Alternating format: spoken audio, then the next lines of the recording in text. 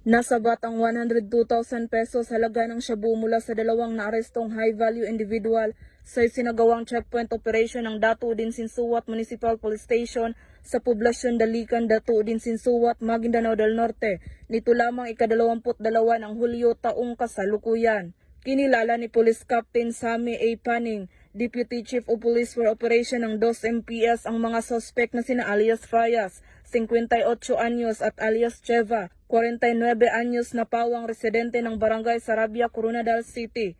Ayon sa ulat ng mga otoridad, bandang alas 4:20 ng hapon nang makatanggap ang naturang istasyon ng impormasyon galing sa isang confidential informant ukol umano sa illegal na transaksyon ng mga illegal na droga na dadalhin sana sa Coronadal City. Agad namang naglunsad ng checkpoint ang 2 MPS upang harangin ang mga sospek na sakay ng isang Yamaha Sniper na motorsiklo. Sumailalim ang mga sospek sa pagsusuri at doon nagpositibo ang 3 heat cell transparent plastic sachet na hinihinalang shabu na may kabuuang timbang na 15 gramo at tinatayang nagkakalagang 102,000 pesos at iba't ibang uri ng ID.